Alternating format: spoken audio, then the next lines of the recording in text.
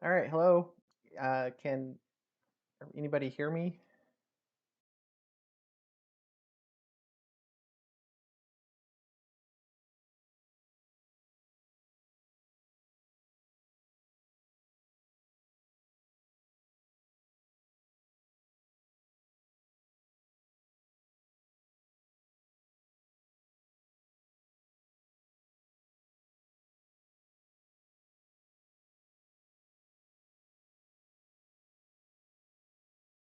Oh, great. Thanks. We'll give it a few minutes to, we have a few minutes until it's 7.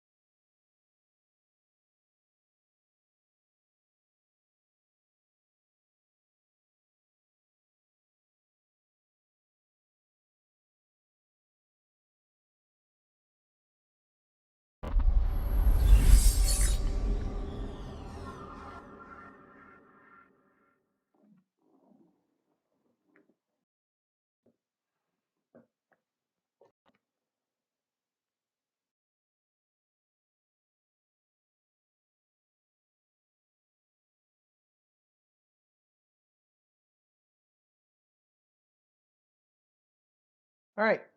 Thanks for joining.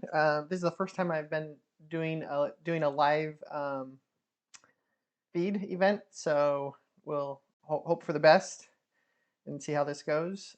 The first fly I'm going to be tying tonight is a salmon fly, a dry fly salmon fly. Um, it will look like this. You can see that. Um, so the idea behind the salmon flies are, large flies. We're going to start with a size 6. It's a hook from the fly shop. It's a 5212. Um, it's similar to a Tiemco 5212 as well. So it's a pretty large hook. Um, and I'm just going to start with some black thread here and start at the front and work our way to the back.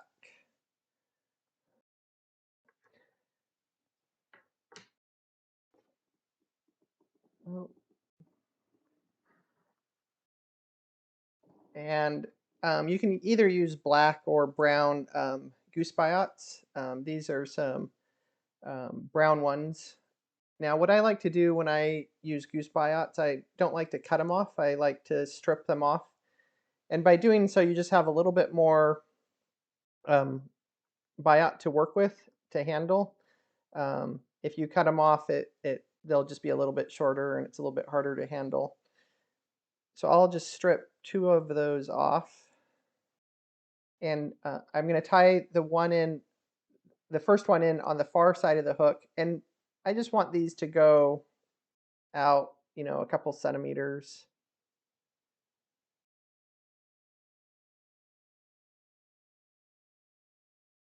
And I just did 2 wraps of thread there, and then I'm going to do the nearest one, and these are going to be the tails for the salmon fly.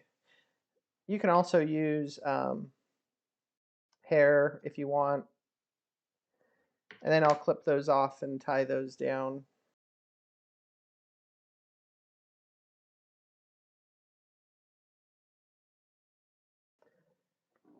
Next, I'm going to use a black feather from a cape. This is the pro grade cape.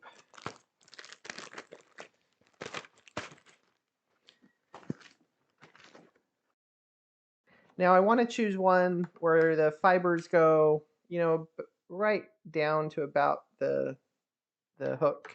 I don't want super long ones.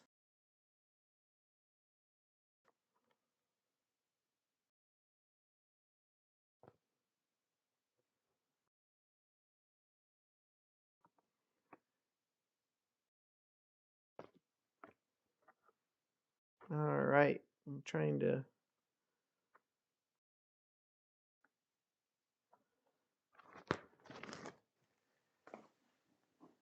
So here's the feather. I'm going to strip off. There's a little bit of fuzzy feather, and you don't want to use that for a dry fly.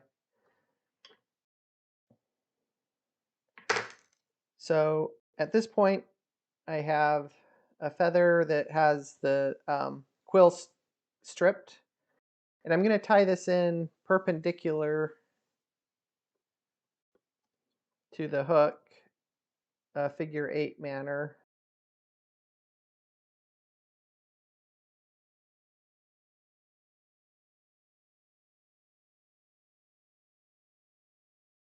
And then just tie that down so it's coming out like that. Now for the dubbing, I like to do a mixture of dubbing. So with this one, I'm going to take, so this is from the Fly Tires Dungeon. I'm going to take some flame, and I'm going to take some hot orange. And it's called Czech nymph dubbing, but it works for dry flies as well. It just has some sparkle. So I take equal amounts of both the flame and hot orange, and then I'm going to take some rusty spinner dubbing as well. So why I like to use the different dubbing colors is it gives it a more variegated look. And what I'm doing is I'm just pulling those fibers and mixing them in. And so you can see that it's not one single color. It has a mix of all of them. Now, for a tip that for if you're dubbing, I like to use this is like the moistener fingertip, so you don't have to lick your fingers. So I think they use it in banks and stuff if you're counting money. So you can just run your finger on that, like that you're going to do the dubbing with, and then that dubbing is going to go on a lot nicer, and you don't have to keep on licking your fingers. I'm going to make a dubbing noodle that will go estimate it to hopefully go the length of the hook.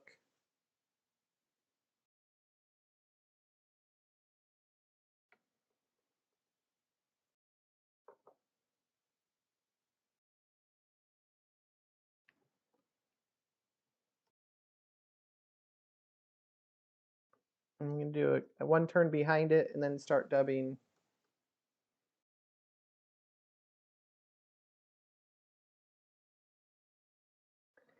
You want to leave some room to tie in your hackle. I mean your hair for the wing. I'm just going to check there's any questions, you can give a comment out and we'll try to get those answered. And then what we're going to do is we're going to just palmer that hackle.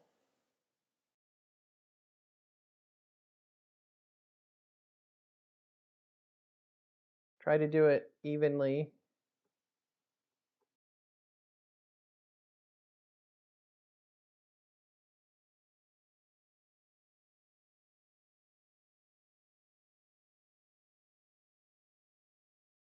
So I do 2 wraps over the hackle and 1 wrap in front, and then just clip that off. Now before I tie in the hair, I like to give it a nice thread base. So with this fly, I like to use a lot of hair. I want it to float, and I want the profile to be, you can see from this one, it's pretty flat. The salmon fly, they have very flat wings. And the hair that I'm going to use, again, I'm going to use a combination of several different types of hair. And so we're going to start off with some cow elk. It's cow elk is usually, I find, darker than the bull elk.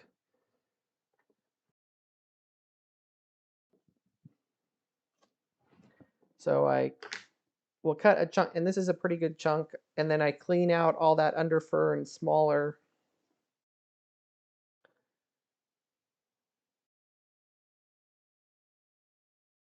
hairs.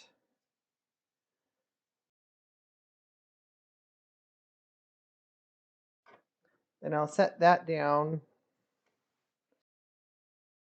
And then what I'm going to do is I'm going to take some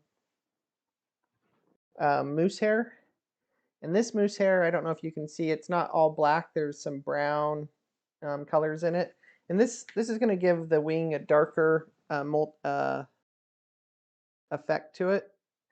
And moose hair usually isn't used for wings, but if you use it with other hair, it works pretty well.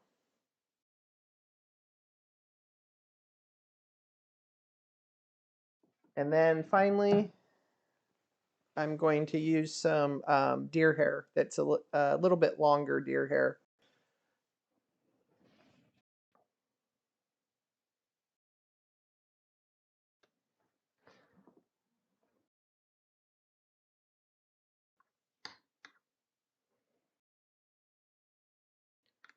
This has a little bit more static in it than some of the other hairs.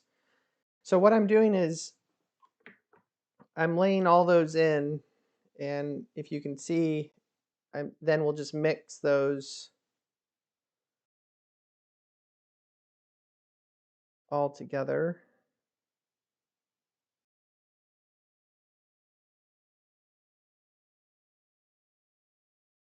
And so now we have a wing that has 3 different types of hair in it.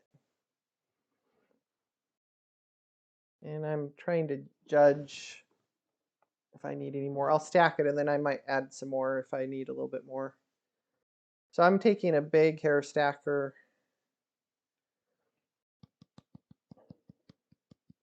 And I've learned that to stack using my hand so it doesn't disrupt the rest of the house.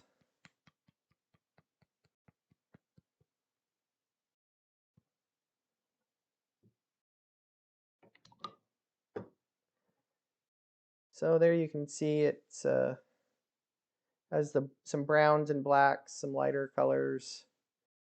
Now, I want the salmon fly wing to go out quite a bit further than the body, just past the tail. So I'm gonna, in my right hand, hold it and measure it until I get it to where I like. Now, you don't have to, there might be a few strands that are around, but we'll take care of those all at the end. And then what I do is I switch, holding these to the left hand of where I want to tie it in. So I want to tie it in right about there. And then I take 2 loose ones and then slowly tighten. And then when you're working with this much hair, um, usually you can't just, I have found you can't just tie it down on one spot. So what I like to do is pull back some of the hair, do a couple more wraps, pull back some more. Now what this does is it now the hair isn't gonna roll over on the hook, and especially when you're fishing it, it's gonna stay put. So, and I usually do a tug to check, to make sure that doesn't happen.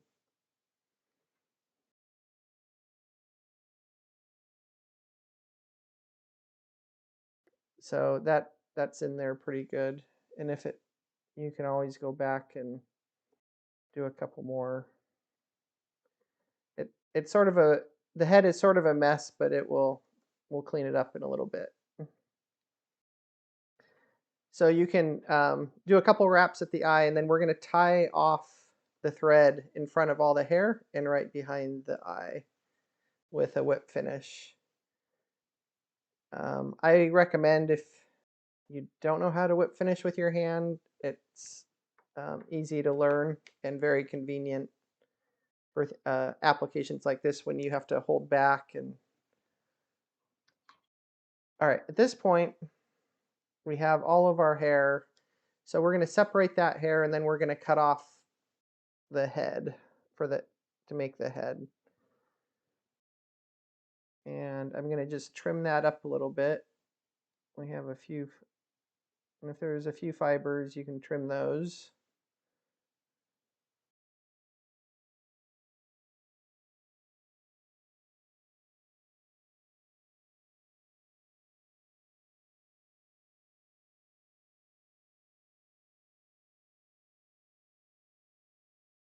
Now, I like my heads to be really tight, and so what I'll do,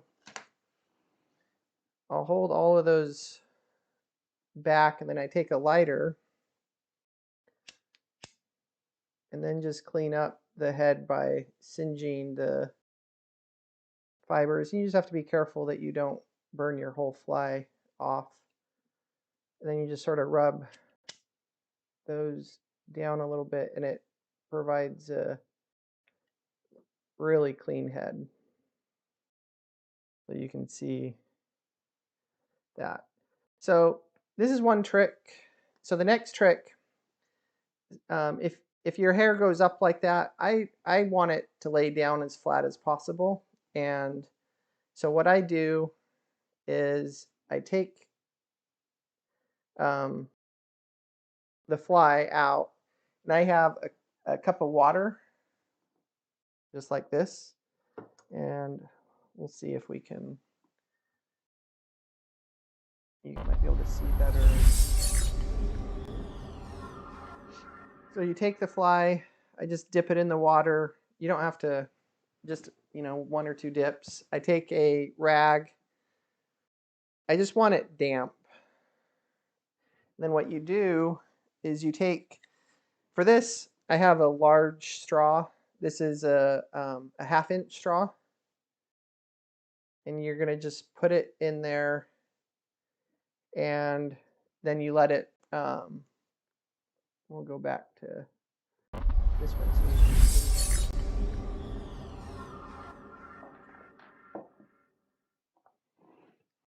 Then you just let it sit in there. You can see it. This is a clear straw.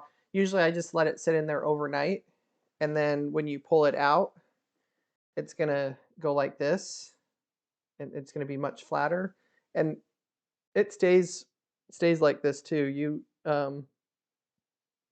can play with it and stuff, and it will still stay flat like that. It's not like it's going to go back. Now, I use different straw widths depending on how big the fly is. So this is the 1/2 inch. I have some 3/8 inch straws, and I think these you can find if you are into bobo tea, or however you pronounce it. And you can also use other just restaurant fly or restaurant regular straws for smaller flies as well for this uh, trick. All right, let's take a look. Let's see if there's any questions. Any questions?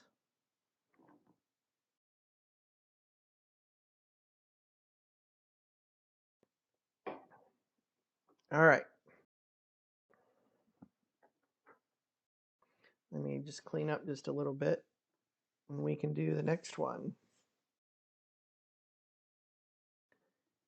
Thanks, Frank. Appreciate it.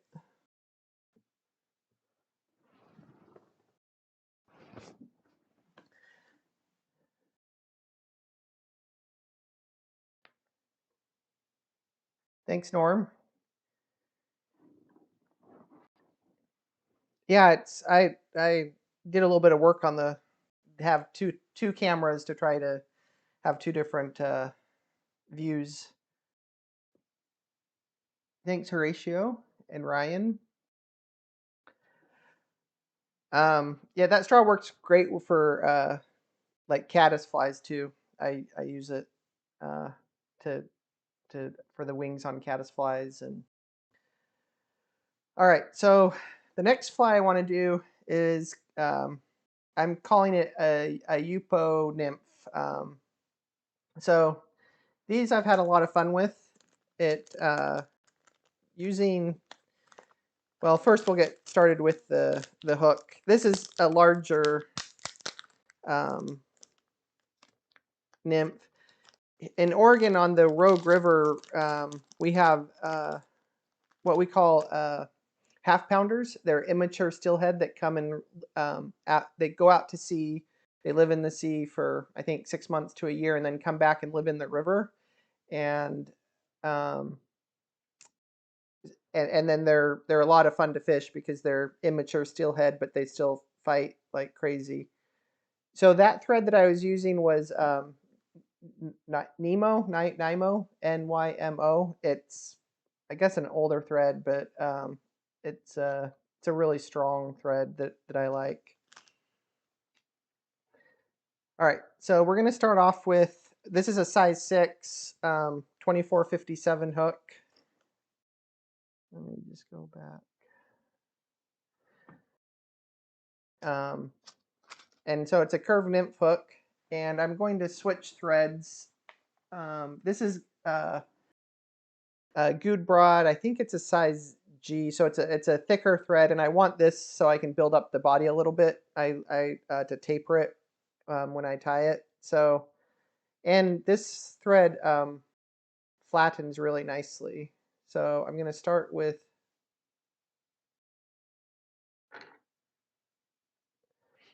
that, and you can see that the thread is untwisting, so it's naturally untwisting, which is going counterclockwise, and then you can get a very flat body by doing that, and it can be very smooth.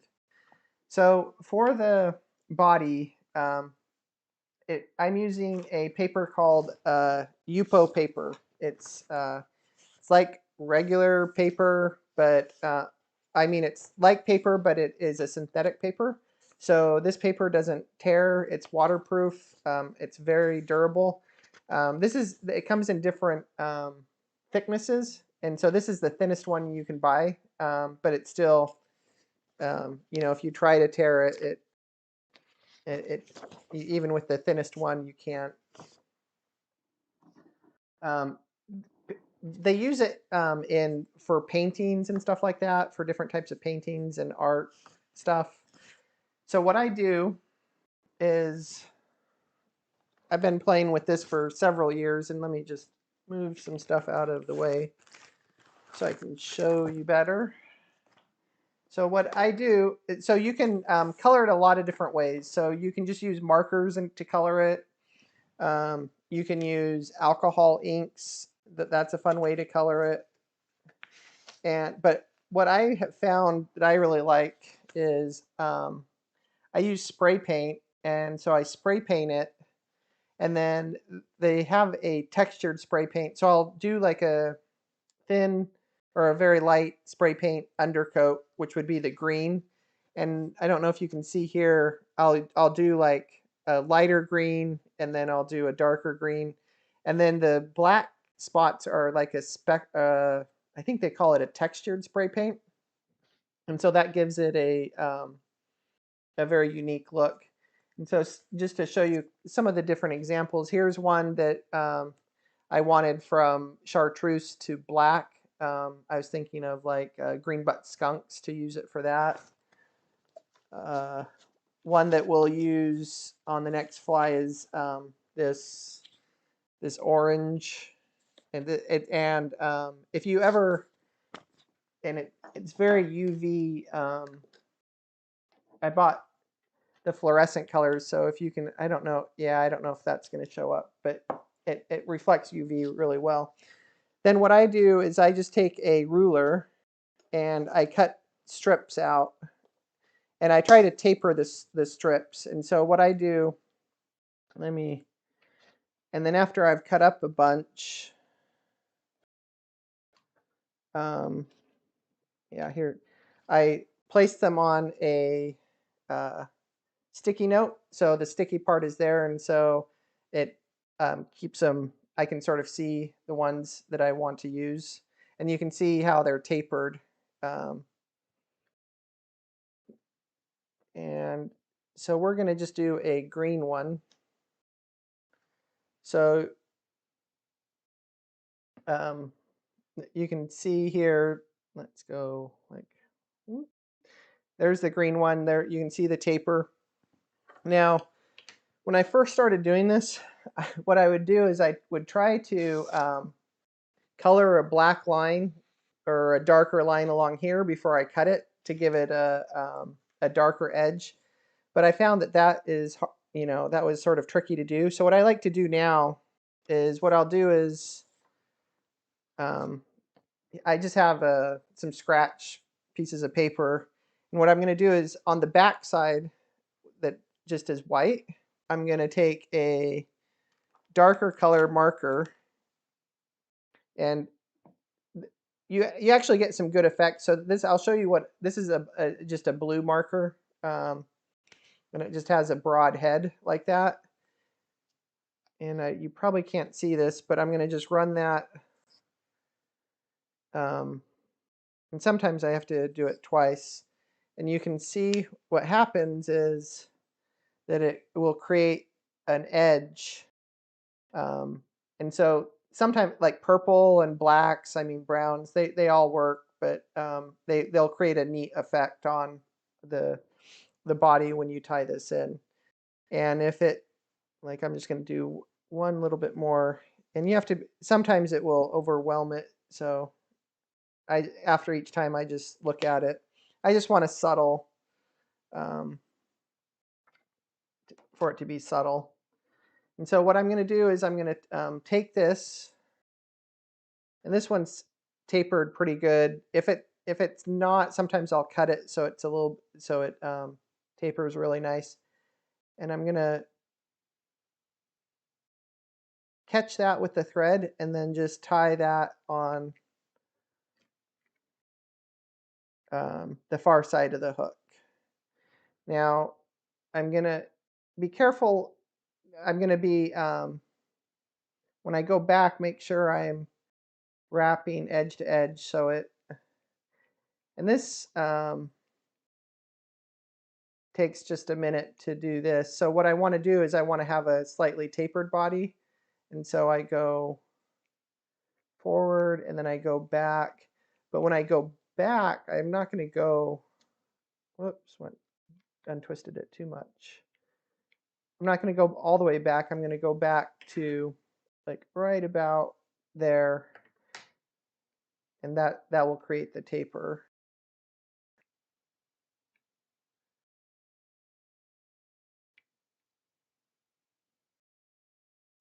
Let me see how everybody's doing. So the name of the paper is, well, I'll just type it in here, Yupo paper. Yupo paper. Oh, not paper, Yupo paper. wants to do an autocorrect to view per paper doll. There we go.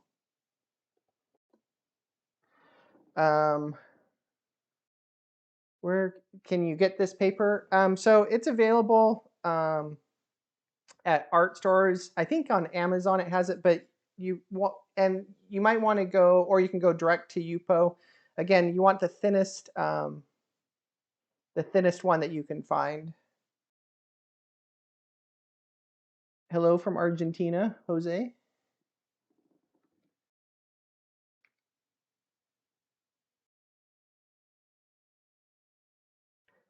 If you go to my Instagram page, you can see a lot of examples that I've been doing with this.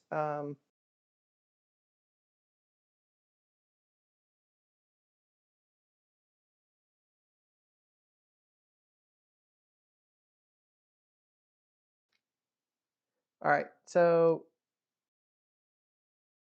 that is pretty good. The other thing, if you don't, you can, if you don't want to color the back of the paper, you can just leave a little space as you wind it, and then the whatever thread you have underneath here comes through. So that's another trick you can do. Now, if you can also, if you want it a little bit flatter, you can always burnish the thread, and that will give it a little bit flatter as well. Now I'm gonna, when I do this, I like to cheat a little bit so I can see better. Take a magnifying glass, and so I can try to do this.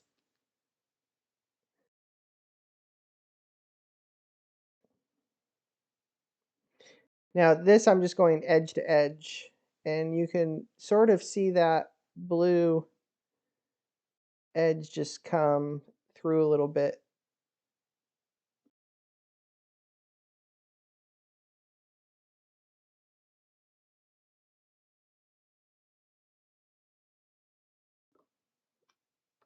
All right, so now when you come to the end, you can just tie that off.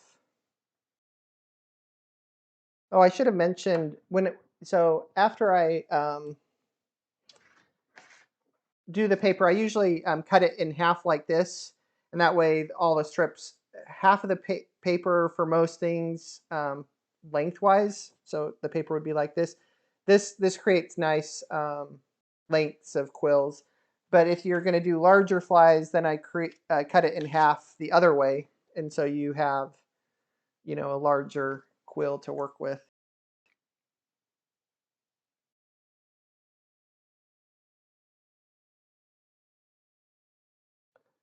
All right, so I'm going to tie off this thread because I'm going to use a thinner thread to finish off the fly. So even though that it's waterproof,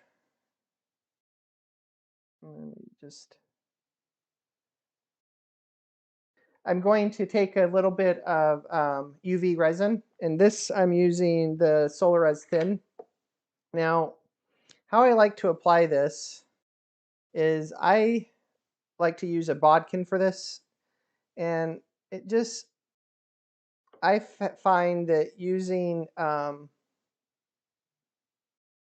just a little bit goes a long ways. When I first started using UV resin, my results weren't great, and it would I'd have lots of extra resin, and I was like, oh, that's not good. But so I found using just a little bit.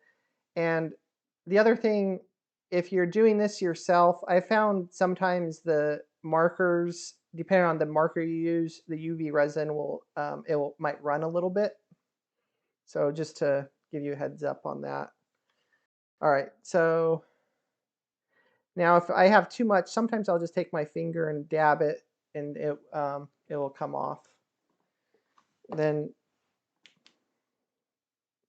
and I don't know how well that shows up, but you can see it really glows under that UV light. And the textured spray paint gives it a molted effect. So if you can see that molted effect come through when you're doing the UV. I do like the Norvise when I'm doing this, doing UV. I can spin it and then it just dries all of it. All right, so I'm going to adjust the hook a little bit, and so I can um,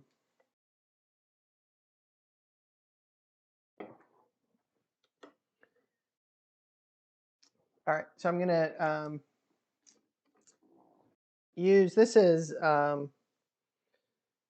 Griffith's 14-aught. It's a very fine thread. Now, what I like to do is I like to just have a little bit of thorax for the body, and then it will let the hackle won't go down. So this is the Czech dubbing olive. It's sort of a peacock looking color. And with dubbing, especially if you're new, it don't it goes a long ways. You don't have to put too much on there. All right, so now I just need to find. So I'm going to use, this is a let me. This is a Herbert variant hen saddle. Some of the variants are just amazing. This one has the it's dark, but then it has the edges are all have a lighter color. And so I'm gonna select a feather.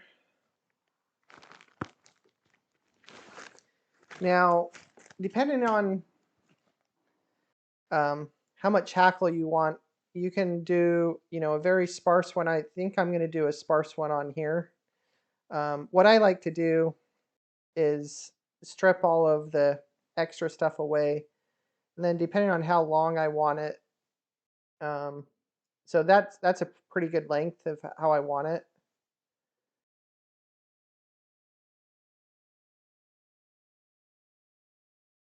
And so what I like to do is I will take it, and this is the stuff I want to use, and I'm gonna tie this one very sparse. This is a good. You don't like to work with partridge. Some of these variants are great substitutes for partridge and other feathers that. And what's nice is when you're working with these, you have a long stem to work with, and they're usually a little bit stronger, so you're not going to have that breakage. And so what I do is I tie. So I cut it, and so you can see that's going to be my tie-in, and that gives me. I always tie it in from the tip.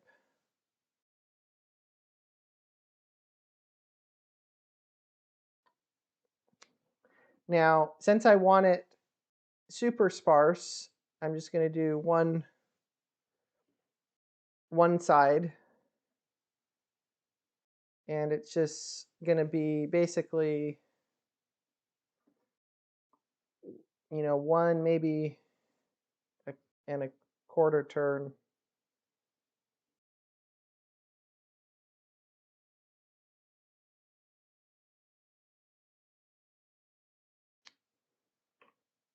And then we're going to tie that off, and then we're going to just make a small head.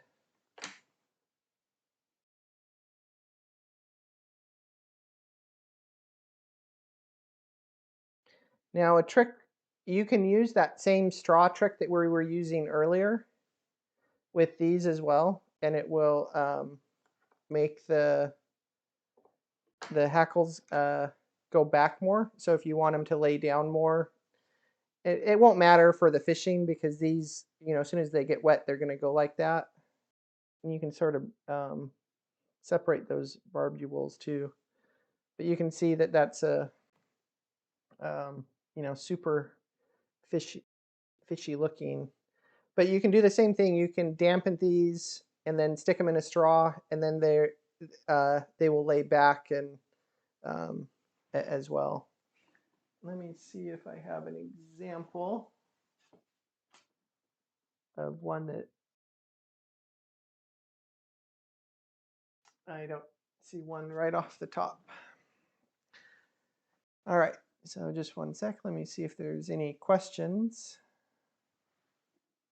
Oh, the hackle. So this is a Herbert Minor hen saddle. Oh, here you can probably see. Yeah, there it is. Herbert hen saddle unique variant. Um,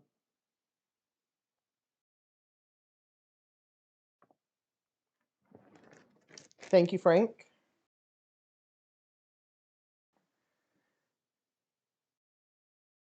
All right, so the last fly I'm going to show how you can use the technique with the paper with the salmon fly as well.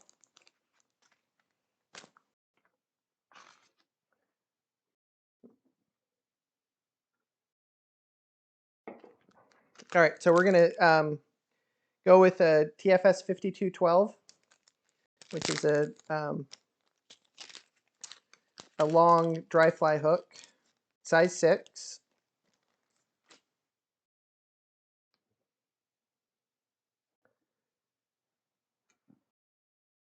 And I'm going to use my Nemo thread again.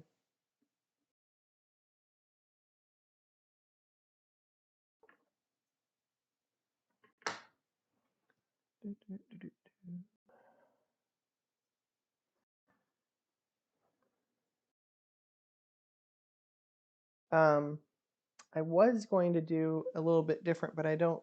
Well, we'll just improvise. So I was going to do a little bit of uh, crystal flash, but we're going to just use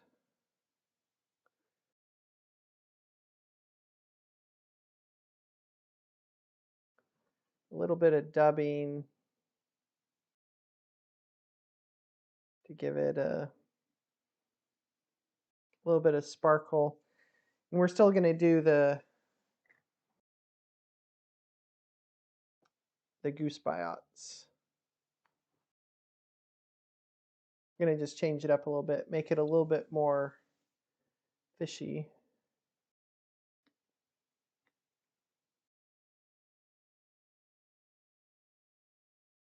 So with the biots, again, we tied the first one on the opposite side, and then we're going to clip the ends off.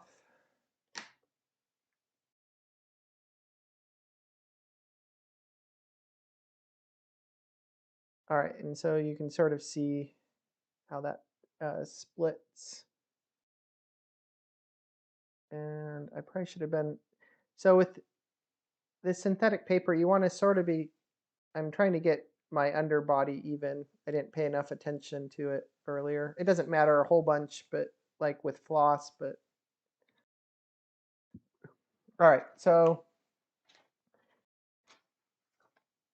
we're going to take, I have one orange one just to show you again.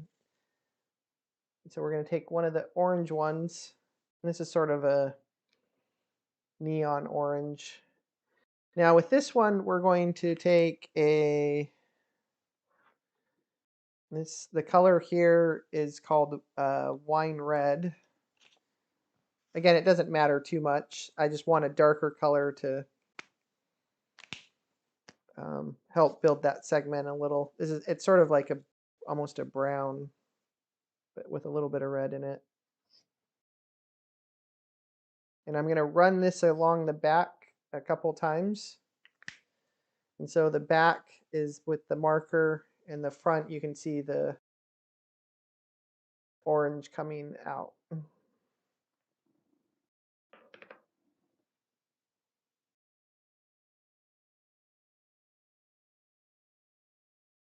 All right, I'm going to tie it on the far side of the hook, and then build again. I'm going to try to flatten that or build that body up again a little bit.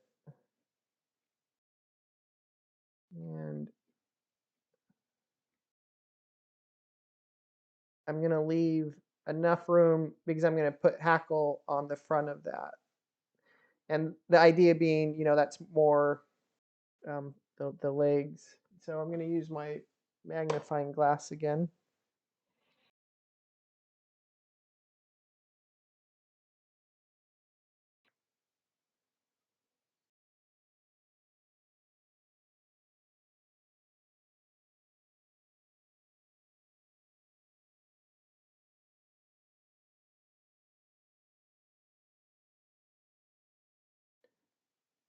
And you can see this body isn't quite as, I wasn't as careful, so it's not quite as smooth. But you can see that segmentation um, coming through with that marker that we did earlier.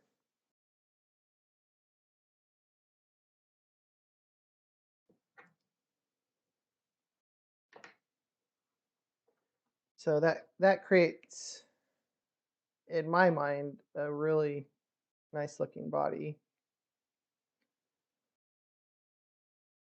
All right. So we're going to take the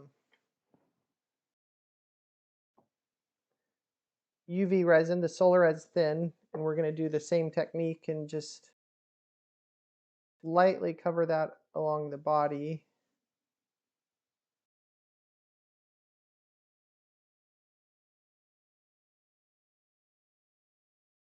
And that probably will be enough of it.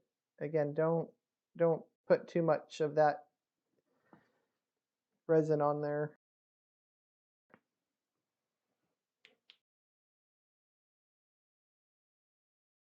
And then just treat that with the UV light.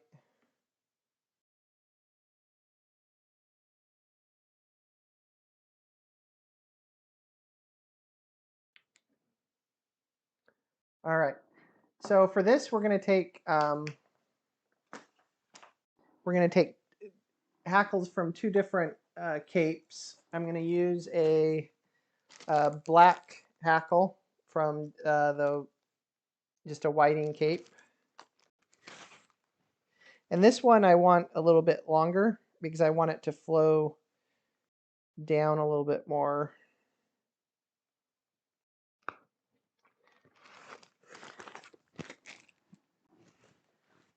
And I like mixing hackles. It gives it a unique look. So this is a Herbert Minor variant again. But it's sort of a brown dun, has a little bit of dun in it.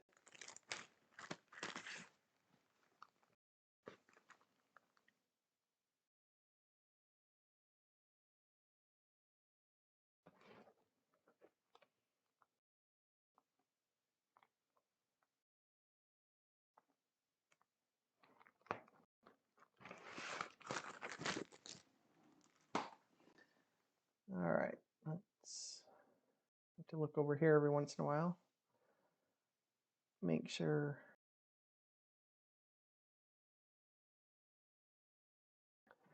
All right, so I'm gonna strip the hackle on that one and also on the black.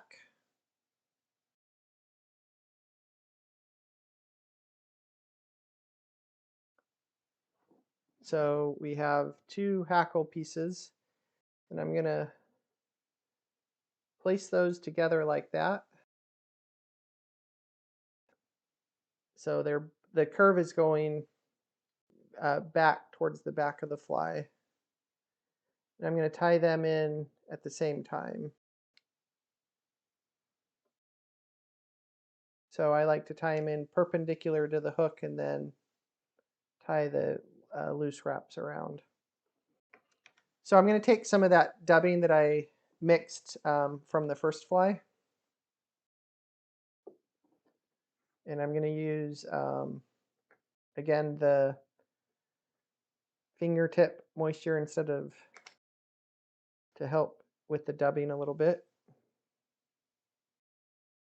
And this, I just want a little bit with the hackle if you have, this is a good technique also with other flies to use a little bit of dubbing to lay the hack before you hackle. It will create give the hackle something to lay into. And I might have. I still want enough room to. We'll make that work. And so we're going to just wrap them both at the same time. What I am going to do with these is as I wrap, I'm going to just pull those back a little bit out of the way.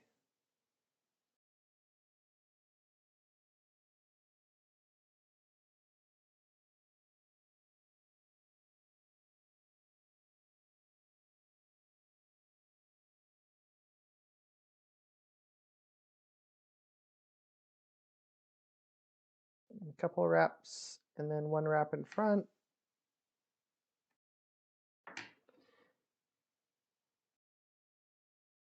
All right. So those are going to act as the legs for the stonefly. And I really like the look of that, and with the orange body that those stoneflies have. All right. So I'm going to use the same technique with the hair. We're going to take some cow elk.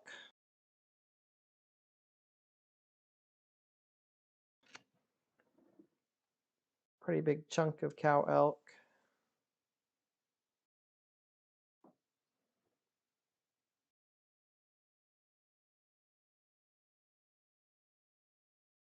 Set that down, and we're going to just take a little bit of the moose.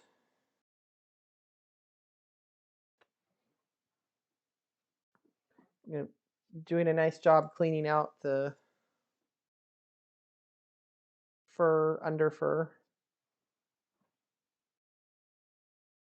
And finally, a little bit of the deer hair.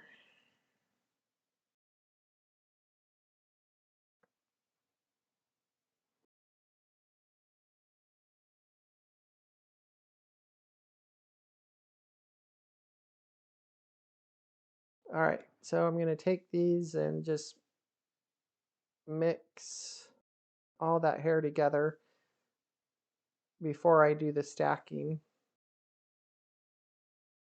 And so you can see here, it's sort of a big mess. And you can do a couple pulls to clean that out too. And then give it a couple good thumps for the stacking. And it looks pretty good.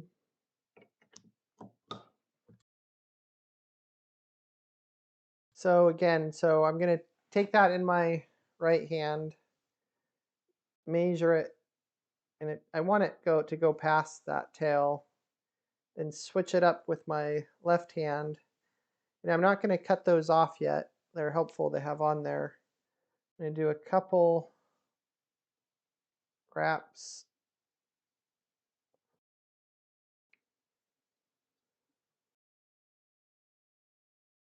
And then go through that hair to make sure it's secure down. So I'm going to keep on pulling it back a little bit.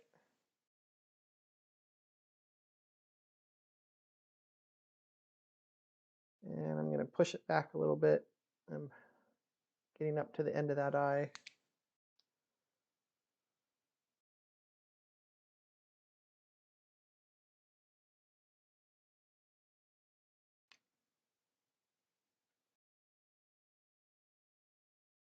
All right, so you can see it's sort of a mess now, but we'll clean that all up and have a presentable fly here in a minute.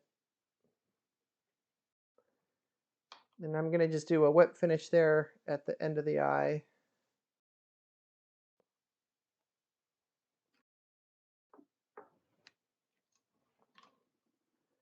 All right, so now we can clean this up. So I separate those butts with the hair that I want out there. Again, it doesn't have to be perfect. And I cut all those off. And I want to make sure you can see the eye. There's a few that went too low.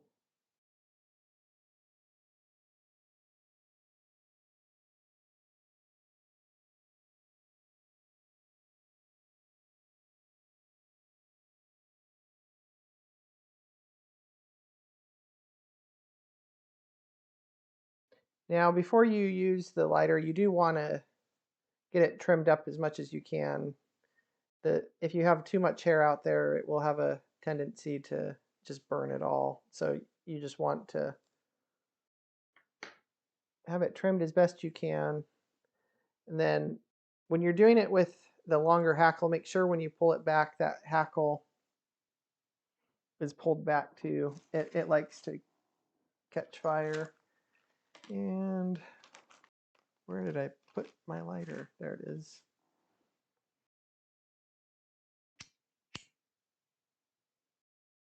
We're going to just clean up that head.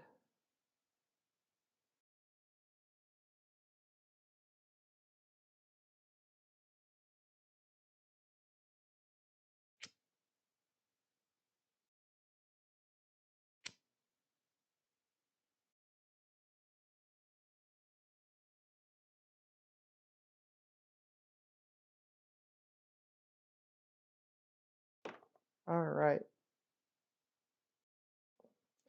So now what we can do is we're going to do our straw trick again with this one. So you can't probably see the water, but I'll just off camera dip that, dry it off so it's just damp. You don't want it soaking wet. And then we're going to take our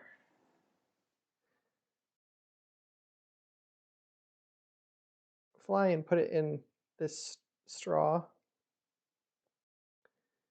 And then let that dry overnight. And this will be, you can sort of see how this one looks with that hackle in the front and the Yupo paper body. Let me go over and check the comments. Thanks, Colin. Appreciate it.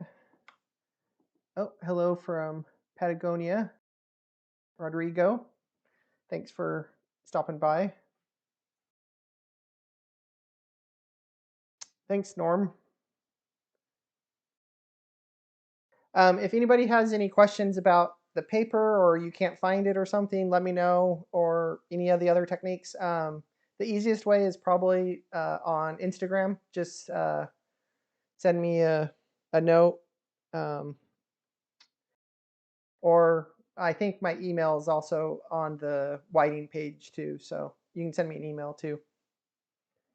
Thank you, Susan. Thanks, Jeff. Appreciate it.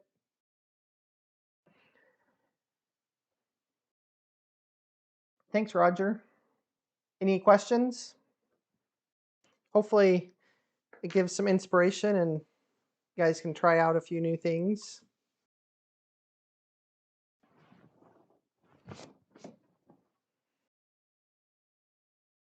Yeah, this works as a October caddis too. With the orange body, it would work well for an October caddis. Hey, Sean. Glad you could join. Miss seeing you the last couple of years at the shows.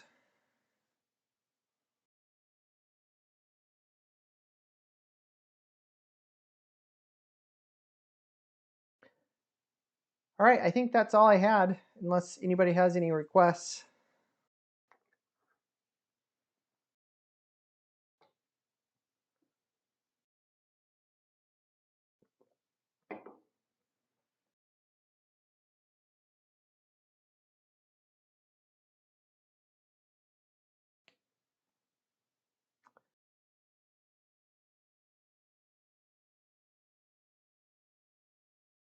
Oh, thank you, Susan. Yeah, I love my Norvise, but I like a lot of the other vices too, so I switch them up.